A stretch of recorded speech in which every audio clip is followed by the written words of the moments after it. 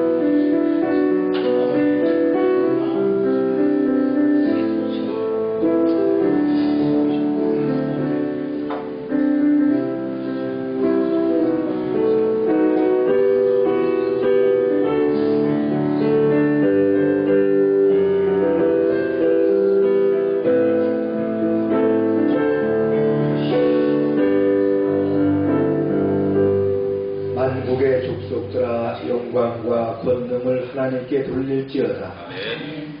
여호와의 이름에 합당한 영광을 그에게 돌리며 예물을 가지고 그의 궁정에 들어갈지어다.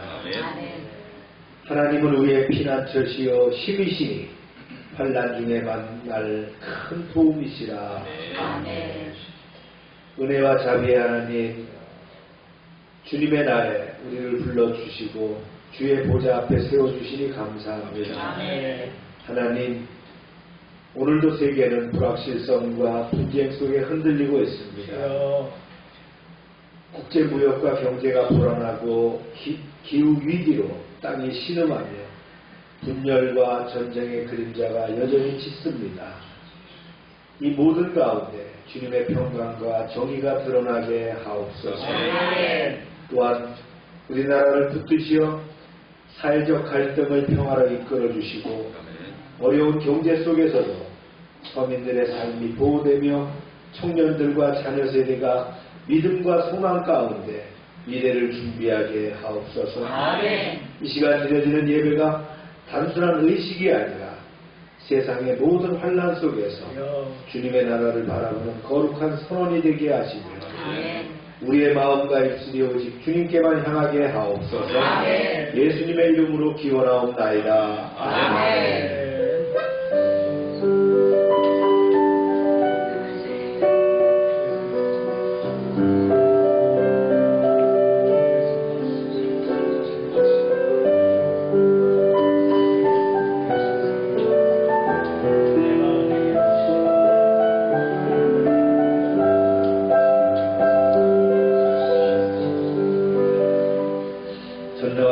천지를 만드신 하나님 아버지를 내가 믿사오며 그 외아들 우리 주 예수 그리스도를 믿사오니 이는 성령으로 잉태하사 동정녀 마리아를 하시고 본디오 빌라도에게 고난을 받으사 십자가에 못 박혀 죽으시고 장사한 지 사흘 만에 죽은 자 가운데서 다시 살아나시며 하늘에 오르사 전능하신 하나님 우편한 자가 계시다가 저희로서 산자와 죽은 자를 심판하러 오시리라. 성령을 믿사오며 거룩한 공의와 성도가로 교통하는 것과 죄를 사하시는 것과 몸이 다시 사는 것과 영원히 사는 것을 믿사옵나이다. 아멘. 자리에 앉으시기 바랍니다.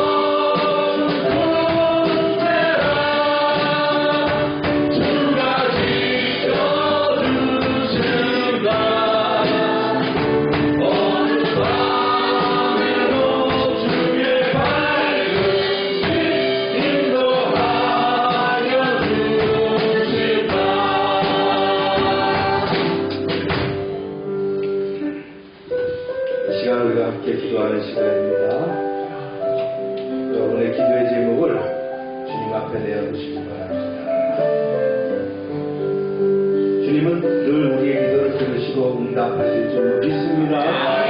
우리의 신음소리까지도 응답하시는 주님을 찬양합니다. 주여 하고 기도합니다. 주여.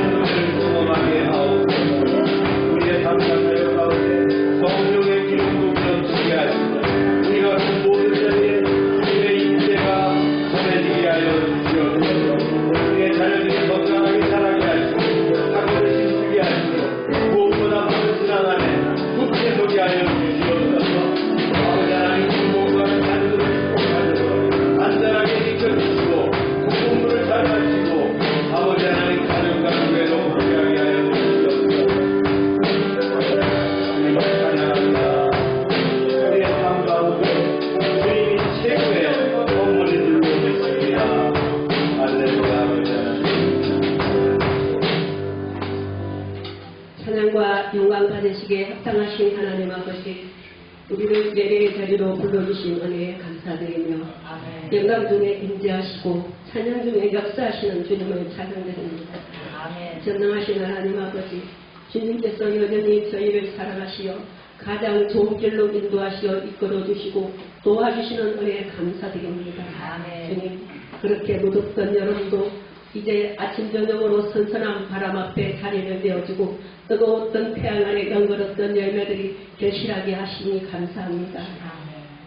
주님께서는 여전히 저희들의 마음의 소원과 간절한 기도의 응답들을 가지고 때를 따라 각 사람에게 필요와 도움을 허락하시니 감사합니다. 주님, 우리가 여전히 연약할 때 디모데에게 너 하나님의 사람아 불러주시고 베드로에게는 믿음의 반석이라 부르시고 기도원에게는 큰 용사여라고 말씀하신 것 같이 오늘날 저희에게도 하나님의 자녀로 부르시고 일꾼과 사명자로 불러주신 은혜에 감사를 드립니다. 주님, 교회의 미래가 되는 우리 다음 세대인 아이들을 위하여 기도드립니다. 우리의 아이들을 축복하셔서 우리의 자녀들이 하나님의 나라의 가치관으로 진리와 말씀을 깨달아 알아가고 세상 속에서도 구별되어 새들이슬같이 깨끗하고 선결한 하나님의 자녀들로 기름 부어 주셔서 사용하여 주시옵소서. 역사의 주관자이신 하나님 아버지, 세우신 대통령과 나라의 일꾼들이 정직하고 겸손하게 선한 양심으로 나라와 민족의 역사 앞에 부끄럽지 않는 바른 정치로 인기와 지지율보다 진정으로 나라를 살리는 결정과 선택을 하여 나라와 민족을 진심으로 사랑하여 국가의 기강과 위상이 바로 세워지게 도와주시옵소서. 주님, 열방교회를 세워주셨고 축복하시는 하나님 아버지, 날마다 우리가 말씀과 기도로 하나님을 알아가는 지식이 다하여지게 하셔서 하나님을 기쁘시게 하며 진정한 하나님의 기쁨이 되게 도와주시옵소서. 주님, 이 자리에 모인 우리 모두가 성령으로 충만하여서 주의 사랑으로 서로 섬기며 아끼고 사랑하여서 진정한 천국을 맛보며 누리게 도와주시옵소서. 이 어려운 시기에도 우리의 지체들의 가정과 직장과 사업장과 기업에 성령으로 기름 부어주셔서 부흥과 번영이 일어나게 도와주시옵소서. 주님, 항상 기쁨과 감사함으로 몸동 교회를 위하여 힘쓰며 애쓰는 자들을 기억하여 주셔서 저들의 충성과 헌신을 기뻐 받으시며 이 땅에서도 부유와 풍성을 누리고 전국에서도 상급과 멸류관으로 예비된 줄 믿습니다. 열방에 속한 모든 가정들이 주님 안에서 화목하며 평안하게 도와주시옵소서. 주님, 저 주가를 잘 보내고 부대로 복귀한 훈교의 평안을 주옵시며 여기까지 지키시며 인도하신 주님께서 다시 부대로 복귀하여 일상 가운데 여전한 긴장감 가운데서도 주님 주시는 평안을 누리며 생활할 수 있도록 도와주시옵소서. 2025년도 우리 모두 합력하여 선을 이루어가실 주님의 놀라운 은혜를 기대하면서 우리 앞에 어떠한 파도가 온다 할지라도 결국 우리 모두는 예수 이름으로 승리하게 될 것을 믿습니다. 주님, 선교사님과 선교 현장을 축복하셔서 하나님의 나라가 확장되고 건설되게 도와주시옵소서. 이 시간 세우신 주의 정의 머리부터 발끝까지 예수님의 십자가 보혈로 덮어 주옵시며 복음의 비밀이 선포될 때 성령의 능력을 기름 부어주셔서 하나님의 은혜가 강같이 흐르게 도와주시옵소서. 우리 모두의 마음이 뜨거워지게 하여 주옵시며 우리의 삶 가운데서 말씀이 우리를 이끌어가게 도와주시옵소서. 우리 모두의 영혼이 잘된 같이 범사가 잘되고 강건하기를 간절히 바라고 원하오며 우리를 구원하신 예수 그리스도 이름으로 간절히 기도드리옵나이다. 아멘.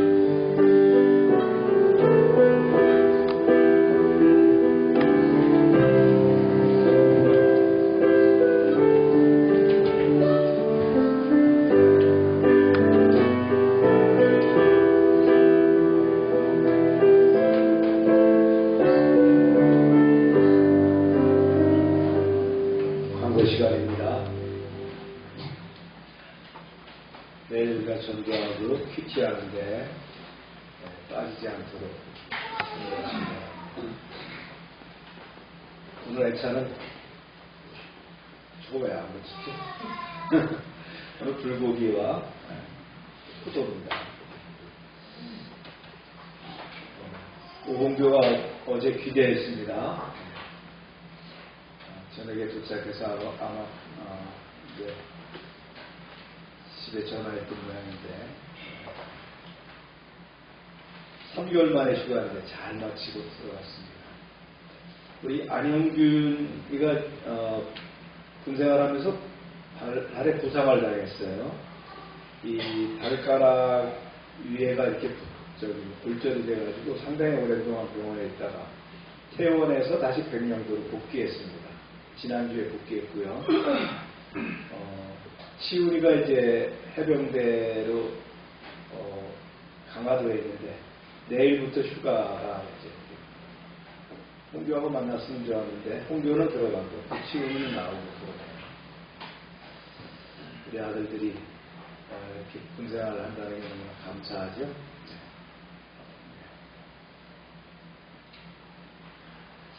지역아동센터 프로그램도 진행하고요. 금요일날 1박 2일 토요일 역사 캠프가 있습니다. 선교사님 격려 메시지들을 보냈습니다. 오세종 선교사님하고 사모님은 한국에 나와 계시더라고요. 연락을 안 했대요. 왜냐하면 사모님이 허리에 허리가 좀 통증 때문에 나오셨고 목사님도 몸이 좀 안 좋았대요. 그래서 나와 계시고 한번 연락 오시면 또 대접할 수 있도록 하고요. 최근동 선교사님 열심히 또 사역하고 있고요. 답답초등학교 급식을 포함해서 만보라우에 있는 그 숙소 그룹홈으로 만들었잖아요.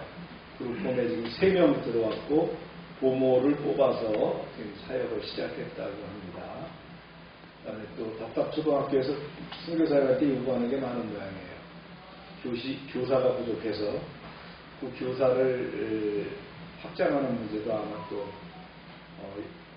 여기저기 지금 후원을 받아서 신경을 쓰고 계신 것 같아요.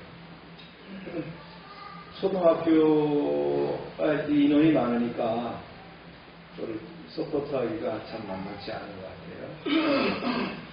우리는 이제 급식을 지금 저희가 지원하고 있는데 급식도 전부 지원할 수가 없어요. 300명 가까이 되니까.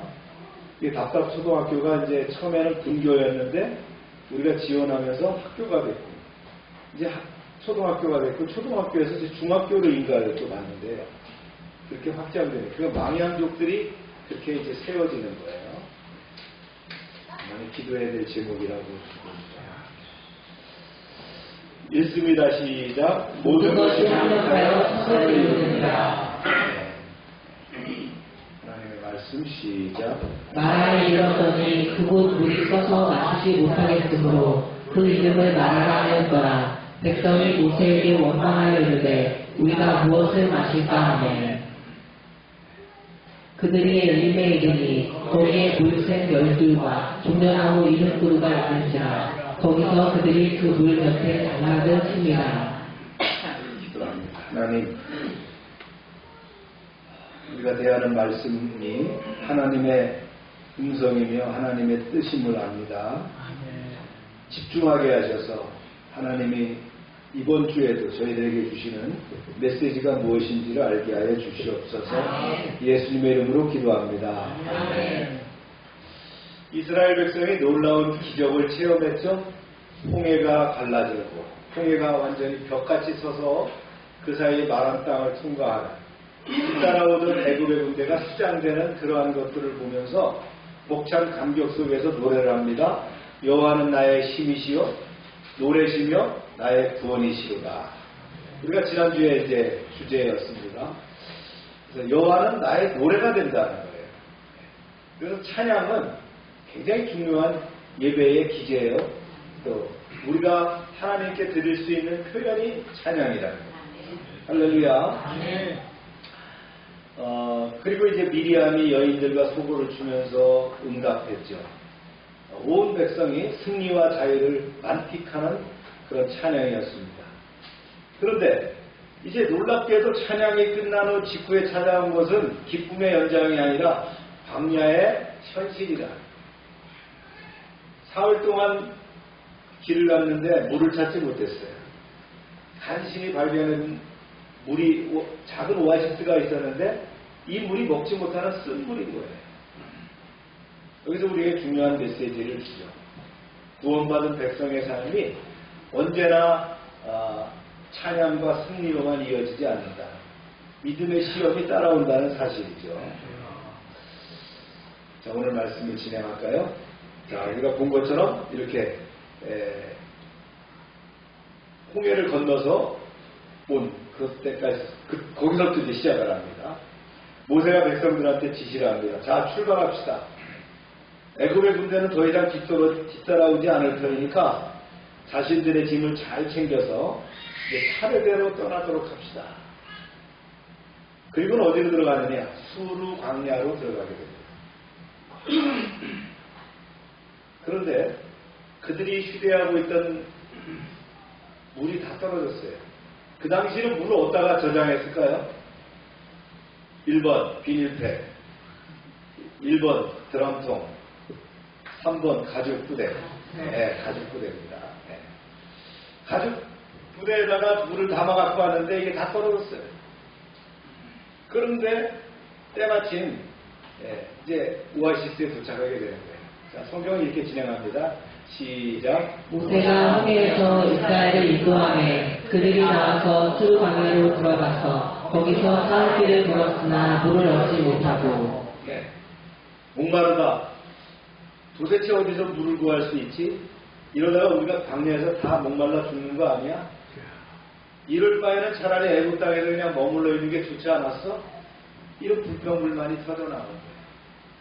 히브리인들은 나일강 하류의 삼각주 시대에 살았기 때문에 물이 풍부했어요. 이게 메마르고 척박한 광야를 한다는 것은 여간 어려운 일이 아니었습니다. 처음에는 벅찬 해방의 감격과 약속의 땅에 대한 소망을 품고 애국 땅을 빠져나왔지만 사흘이 지나니까 이게 힘든 거예요. 메마른 광야가 계속되는데 물은 없으니까 불평이 터져나올 수 없다. 그런 가운데 마라를 만납니다. 시작. 마라에 이르렀더니 그곳 물이 떠서 마시지 못하겠으므로 그 이름을 마라라 하였더라. 백성이 모세에게 원망하여 이르되 우리가 무엇을 마실까 하매. 이 마라는 작은 오아시스예요. 한호성을 질렀습니다. 하나님이 함께 하셨구나. 타는 목마름을 해결할 수 있다는 생각 때문에 물을 딱 맛을 봤는데 이 물맛이 왜 그러지? 왜 이렇게 쓰잖아? 이거 도저히 써서 못 먹겠는데? 그래서 그 오아시스 이름이 뭐가 되느냐? 마라가 됐다. 쓰다라는 뜻이 됐다. 도대체 뭘 마신단 말이야? 불평불만이 나왔어요. 그때 모세가 주님께 호소합니다. 보세요.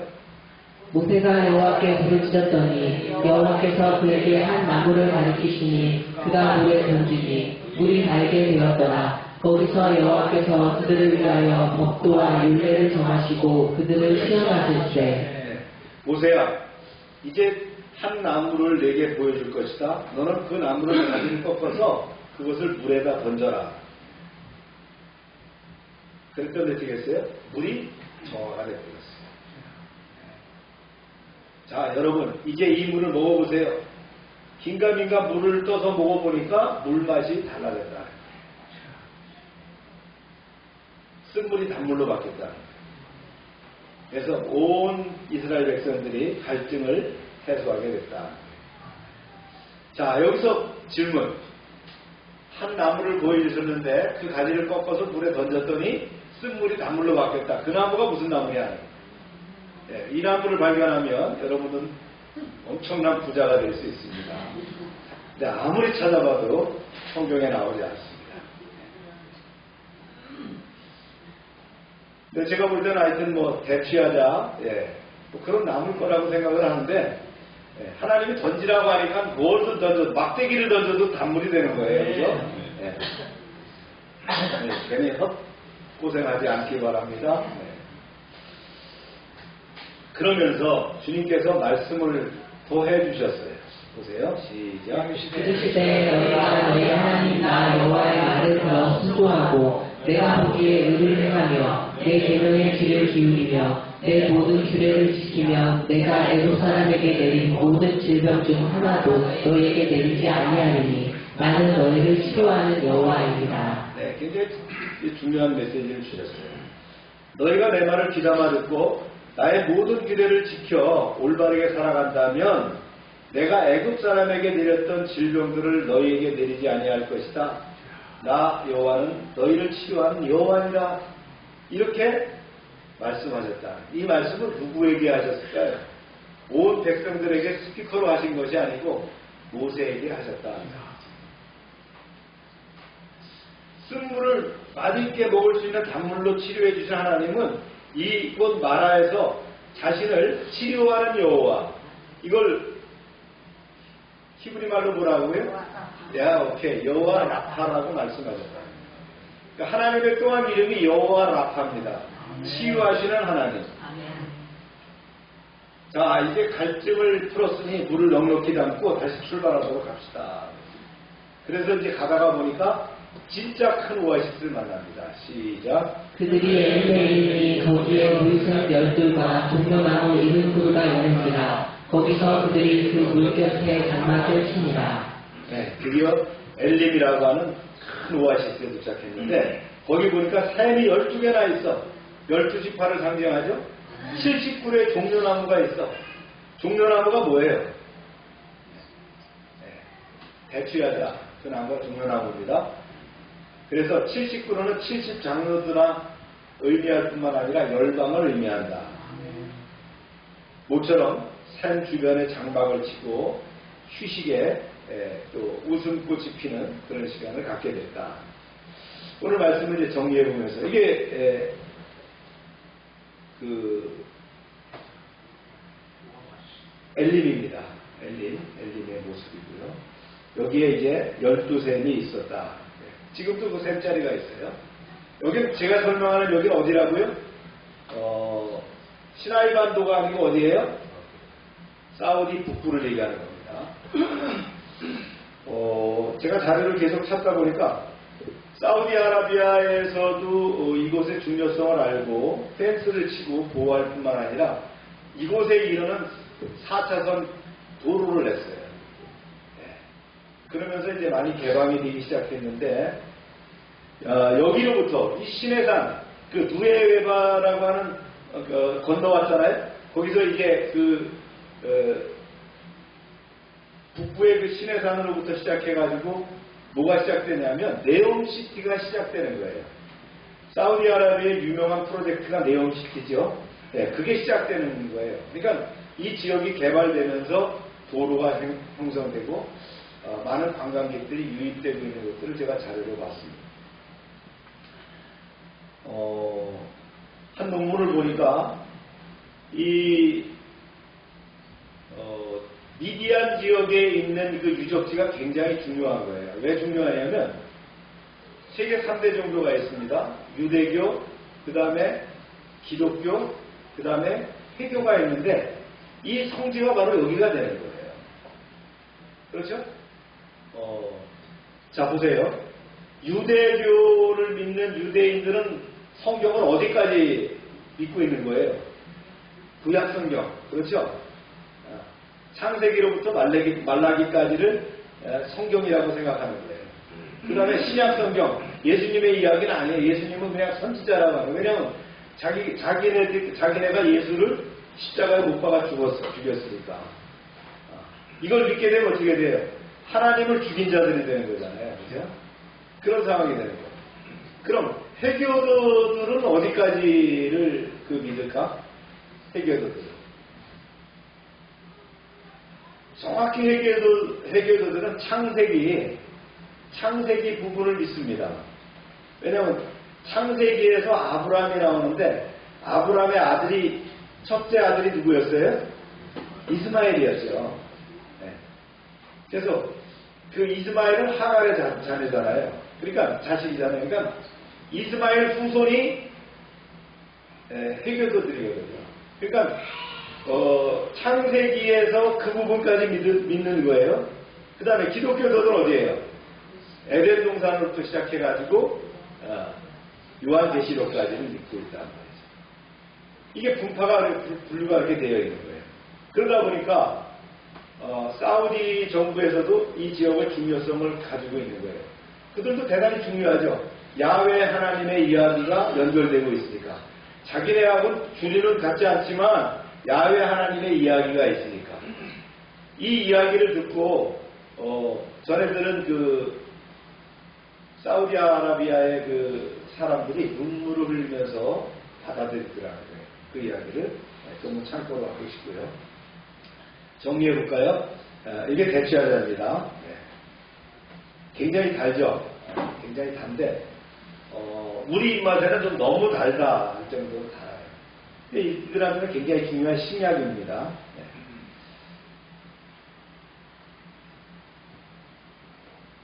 홍해를 건넌 후에 수루 광야에 들어갔어요. 사흘 동안 물을 찾지 못했는데 마라를 발견했는데 물이 써서 못 먹겠어요. 그런데 이 물을 단물로 바꿔주셨죠. 여기서 이제 수루 광야가 나와요. 이게 이제 수루 광야의 모습이라면 광야는요 지리적 의미로 아주 건조한 건조지대를 얘기합니다. 비가 적고 물과 초목이 부족해서 농사보다는 유목하기에 합당한 지역이에요. 낮에는 덥고 밤에는 추워요. 가시덤불, 바위, 그 다음에 건천, 와디라고 하죠.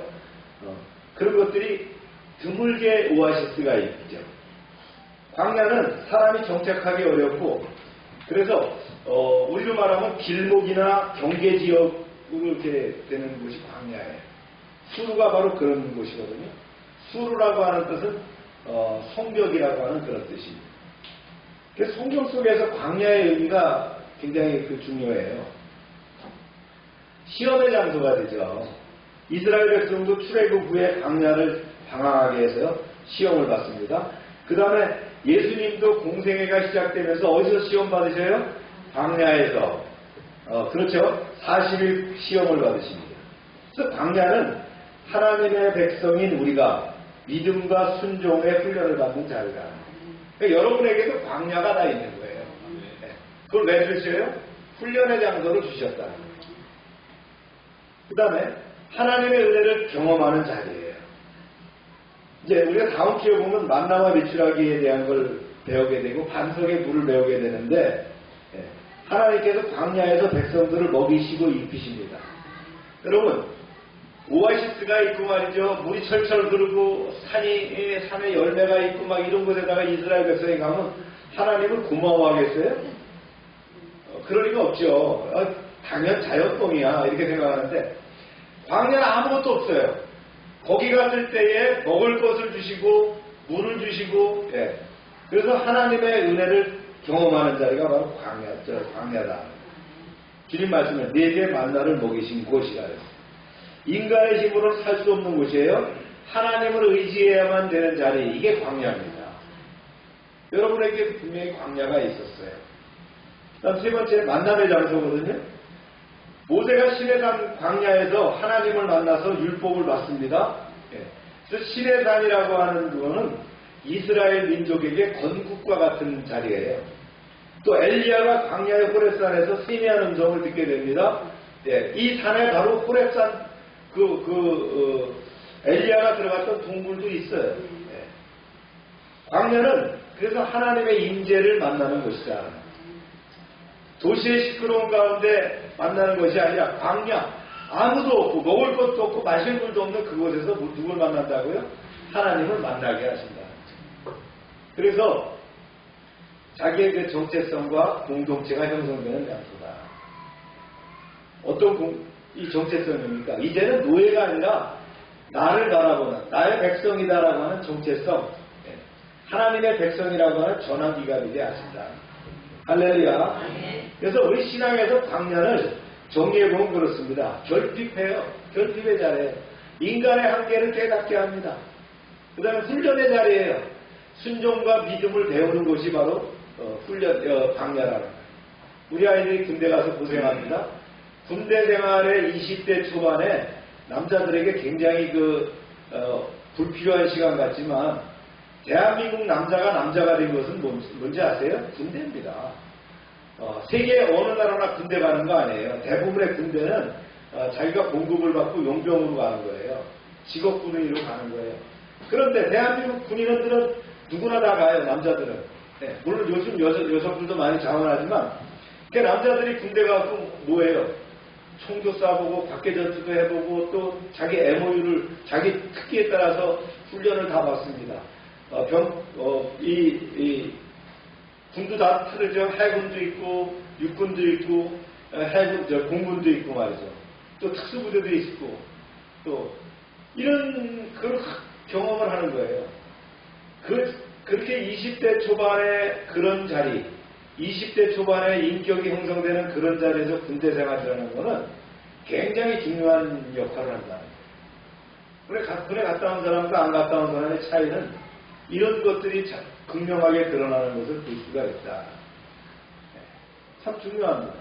저도 생도 생활을 했던 20대 초반의 그 시절의 삶이 저를 평생을 이끌어가는, 제 루틴의 삶을 이끌어가는 그런 역할을 한다는 거예요.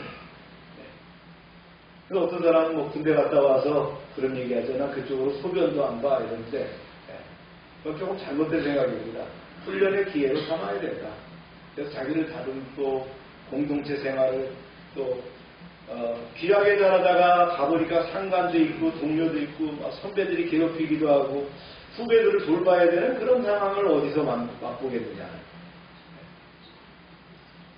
LA에서 폭동이 일어났을 때 한국 남자들은 말이죠, 총을 다 잡았어. 총을 다 잡고 바리케이트를 딱 치고 하는데 이건 완전히 군대거든요. 미국 사람들이 깜짝 놀랐어요. 한국 사람들이 어떻게 저렇게 할 수 있어? 몰랐죠. 한국 사람들은 다 백발백중 명사수예요. 그죠? 100m, 150m, 뭐 200m, 250m 타켓트가 그것도 가만히 서 있는 거 아니에요. 그죠? 5초 만에, 10초 만에 떨어지는 거 쏴서 맞춰야 돼요. 그런 거 다 훈련받아서 통과한 사람들이에요. 각계전투, 소부대전투, 대부대전투, 팀스프리트, 때로는 특수훈련, 이거 다 해본 사람들이니까 한국 사람들이 남자가 딱 모여지면 군대가 되는 거예요. 아멘입니까? 넘어갔는데 광야의 자리라는 거예요. 광야. 그 다음에 계시의 자리예요. 하나님을 깊이 만나는 것이 광야예요. 그 다음에 은혜의 자리가 되는 거예요. 여기서 하나님이 먹이시고 입히시는 것을 체험합니다. 그 다음에 전환의 자리예요. 새로운 정체성과 사명을 받는 것이 광야다. 광야를 두려워하지 마세요. 광야 뒤에는 뭐가 있어요? 엘림이 있다는 거예요. 할렐루야. 자, 그 다음에 두 번째 요약입니다. 광야의 길을 백성의 원망과 하나님의 응답이 있었다. 목마름에 지친 백성들이 모세를 향해 원망했을 때 모세는 하나님께 부르짖었고 하나님은 한 나무를 지시하시면서 그걸 물에 던지게 해서 쓴 물이 단물로 바뀌게 했다. 그 다음에 순종과 치유의 약속을 해주셨죠. 이스라엘에게 법도와 율례를 제시하며 말씀이죠. 말씀과 계명에 따르면 애굽에 대해 질동에서 보호하고 치유해 주실 것이다. 그러면서 하나님이 자기 이름을 뭐라고 얘기하셔요? 나는 치유하는 하나님이다. 여호와 라파라고 당신을 알려주셨다. 그 다음에 엘림의 쉼과 공급을 제공해 주셨다.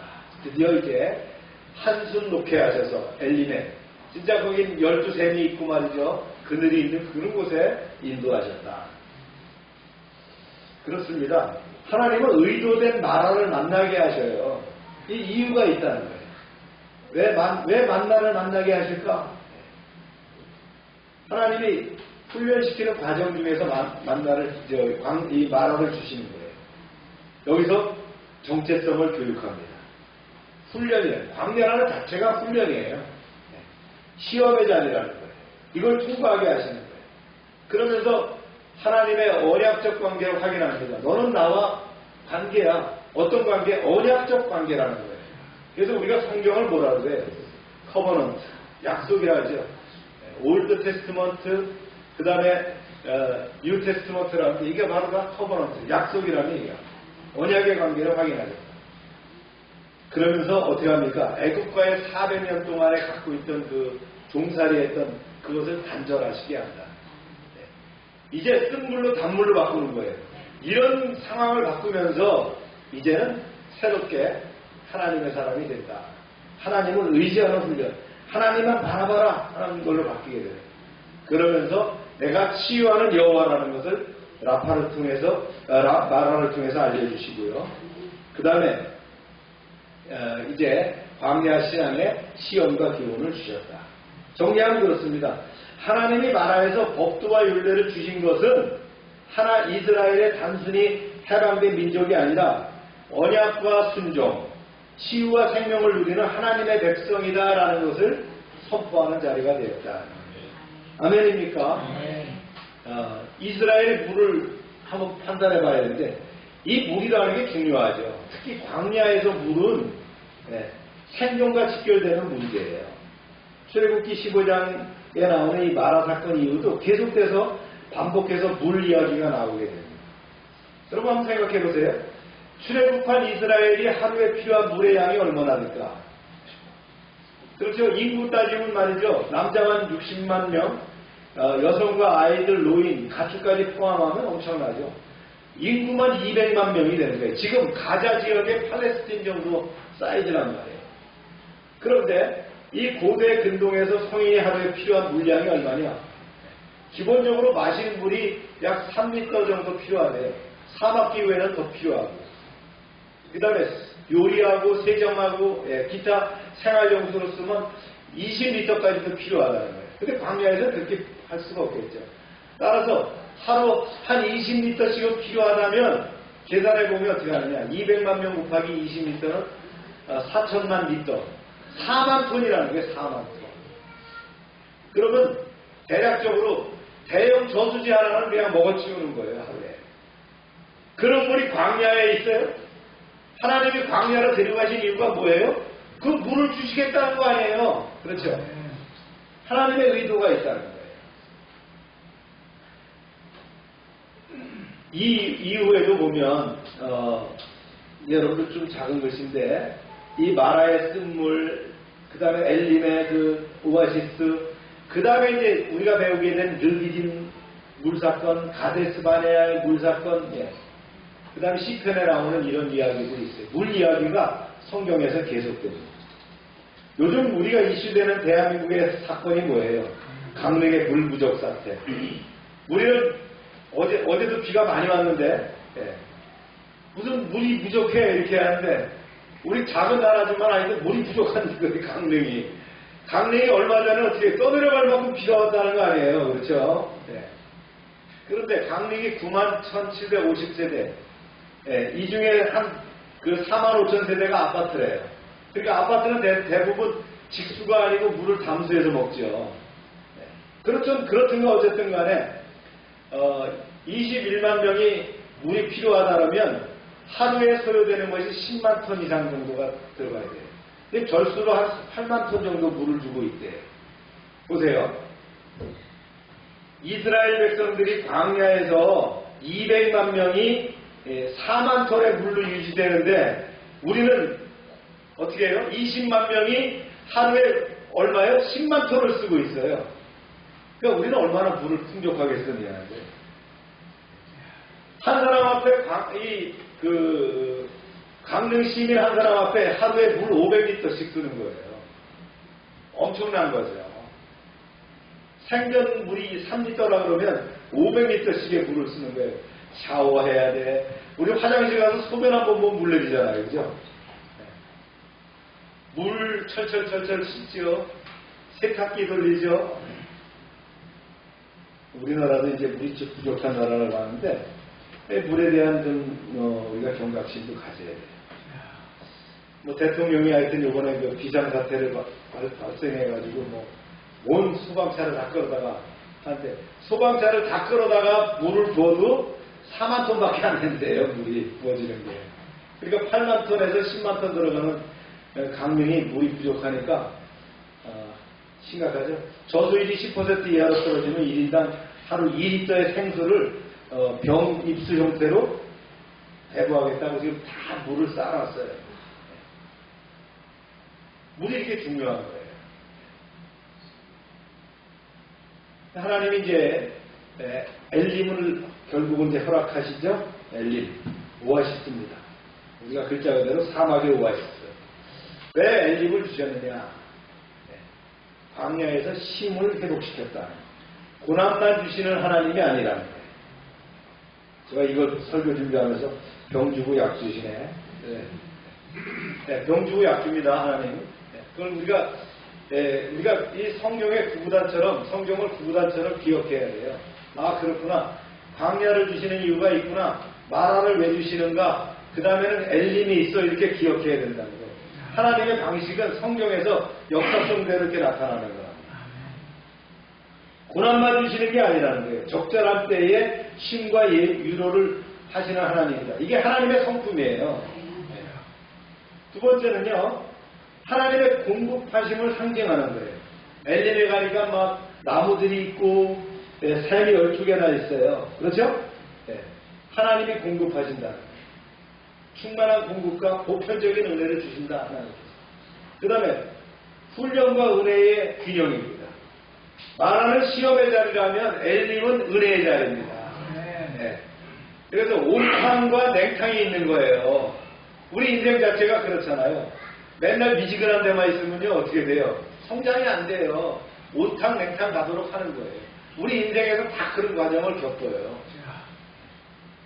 그래서 우리 남자들이 좋은 게 군대 가는 거 그런 거예요. 그런 과정을 통해서 귀하게 자라다가 군대 가니까 완전히 확 바뀌는 거죠. 세상이 바뀌니까 아주 멘붕이 오는 거예요. 그런 과정들을 겪게 한다. 저도 군대 와갖고 뭐 생도 생활을 마치고 장교가 돼서 또 그 과정에서 뭐 공수교육, 특수전교육, 유격 전문교육, 그 다음에 점프 마스터 교육, 그 다음에 스카이다이빙, 그 다음에 스쿠버 이런 훈련들을 다 거친다. 그러면서 어떻게 해요? 성숙하게 되죠. 이 훈련을 통해서 받아들이고 준비돼요. 그 다음에 장차 이제 주어질 안식의 예표로서 보입니다. 엘림은 단순한 오아시스가 아니에요. 하나님의 돌보심과 공급, 쉼과 안식, 언약적인 은혜의 상징이다.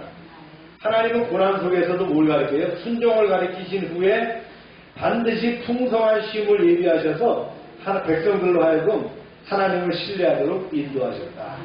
할렐루야. 오늘 말씀의 적용과 통찰입니다. 마라에서 배우는 순종과 치유죠. 첫째는요, 우리의 삶에 뭐가 있다? 마라가 있다. 쓴물을 만났을 때 얼마나 썼어요. 지금 아주 갈증을 느끼는데 쓴물을 만났단 말이에요. 그렇죠? 살다 보면 건강의 위기, 경제적인 위기, 관계성의 갈등, 우리를 원망하고 좌절하게도 만든다는. 그러나 하나님은 그러한 마라의 자리에서 우리를 어떻게 해요? 믿음을 점검하시고 어떤 길로 반응할지를 보신다는 거예요. 그래서 믿음의 사람은 딱 그런 상황이 오면 마라구나. 이거 분명히 단물로 바꿔주실 거야. 그걸 기대하면서 극복할 수 있어야 돼요. 할렐루야.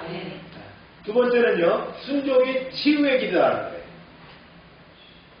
너희가 내 말을 듣고 내 계명을 지키면 애굽의 질병을 내리지 않겠다 약속하시는 거예요. 그러면서 나는 치유하는 하나님이다라고 선포하시잖아요. 우리가 룻기를 보면 나오미가 나오죠. 나오미가 남편 엘리멜렉과 두 아들을 데리고 흉년을 피해서 이스라엘에서 흉년을 피해서 어디로 갔어요?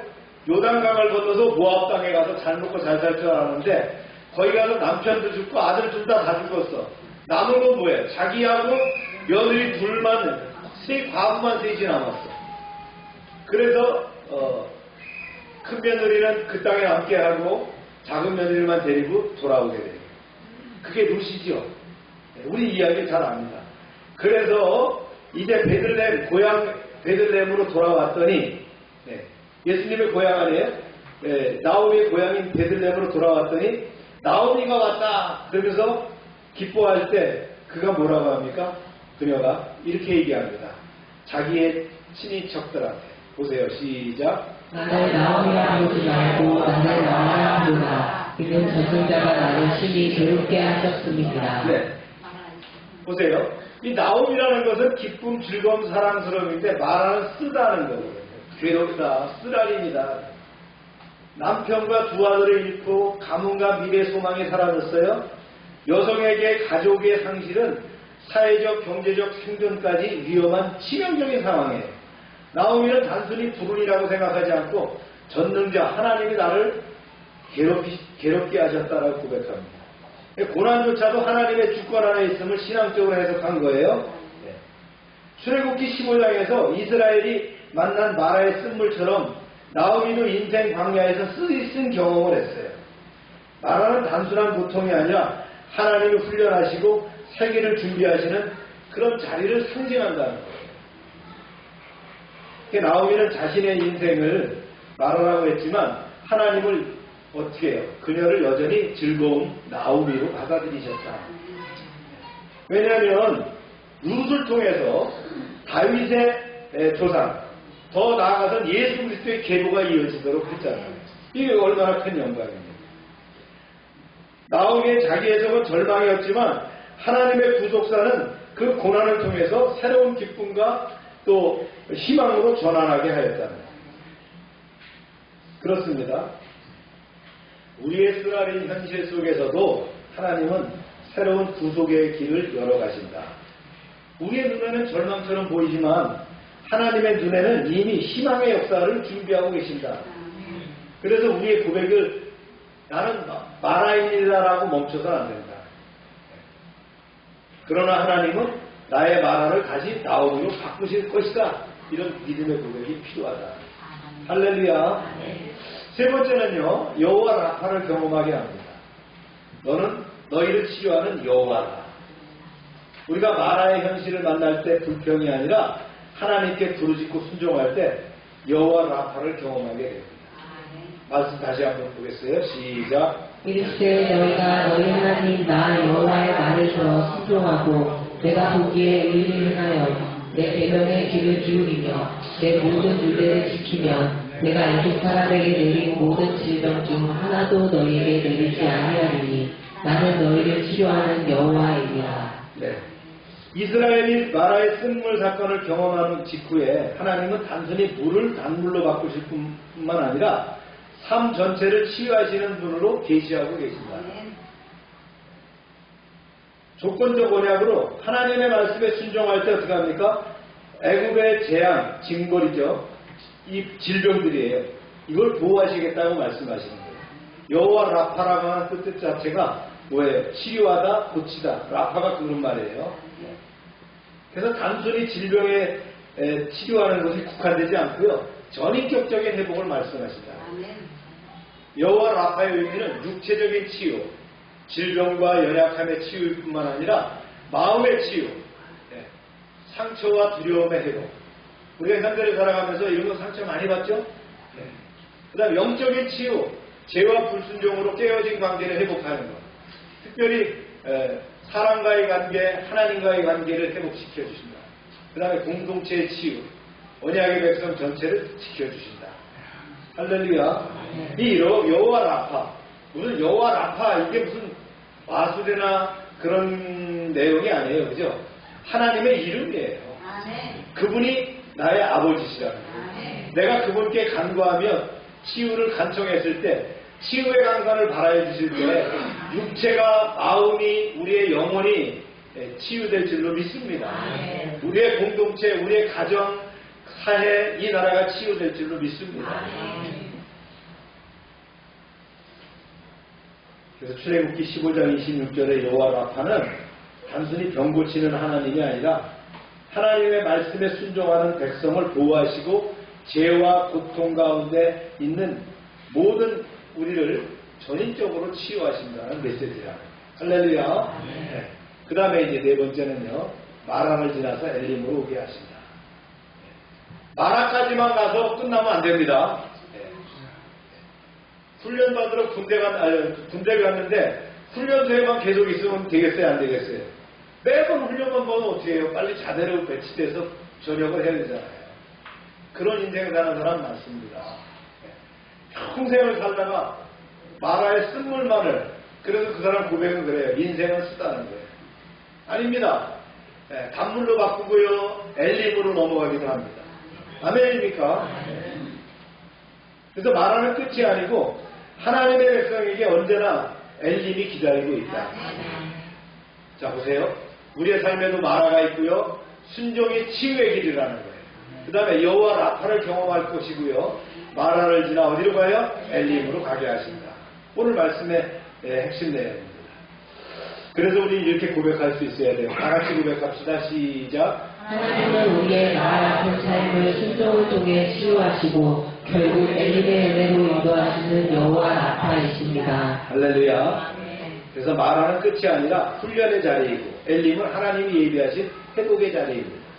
오늘 우리의 마라 같은 현실 속에서도 하나님의 말씀에 순종할 때 우리는 치유와 회복을 경험하고 엘림의 은혜로 나아가게 될 줄로 믿습니다.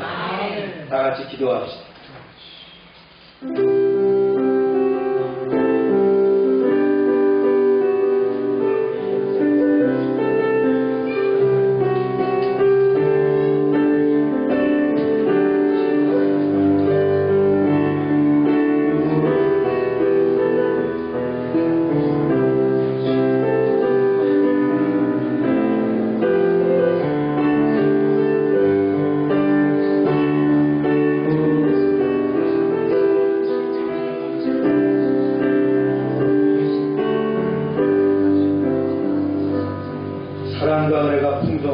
하나님 아버지, 이스라엘 백성이 마라에서 쓴물을 만날 때 원망이 아닌 기도로 나아간 모든 세대를 통해 단물이 되게 하신 하나님을 기억합니다. 우리의 삶에도 마라와 같은 어려움과 고난이 있지만 그 자리에서 순종할 때 치유하시는 여호와 라파를 경험하게 하옵소서.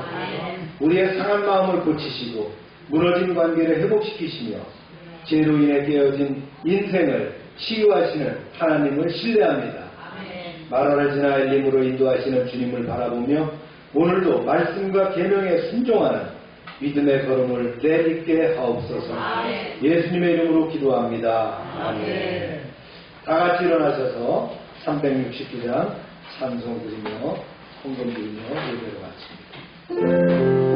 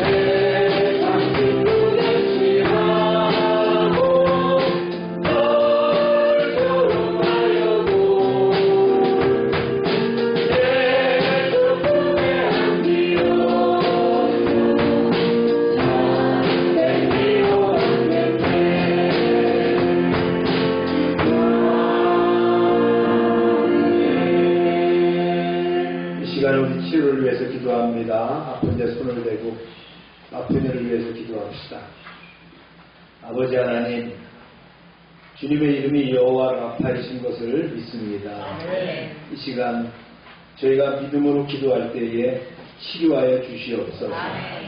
세상의 방법으로 안 되지만 하나님의 능력으로 치유하실 때에 하나님께 온전히 영광 돌릴 줄로 믿습니다. 예수 이름으로 명령한다. 모든 질병은 떠나가고 깨끗하게 될지어다.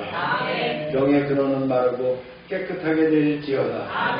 더럽고 추한 귀신들은 다 떠나가고 깨끗하게 될지어다. 이 시간 역사하셔서 치유의 강선을 말하시고 치유하심으로 하나님 온전히 영광 돌리는 인생 되게 하여 주시옵소서.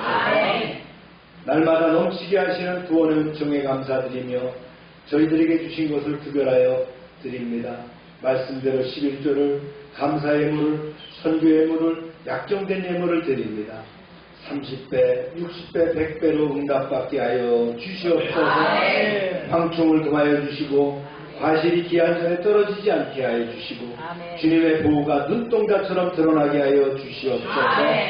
이제 하나님 말씀을 삼가 듣고 말씀대로 살 때에 이제 하나님께서 예비하신 그 세계적인 축복이 우리의 민족에게, 우리의 가정에게 내려질 줄로 믿습니다.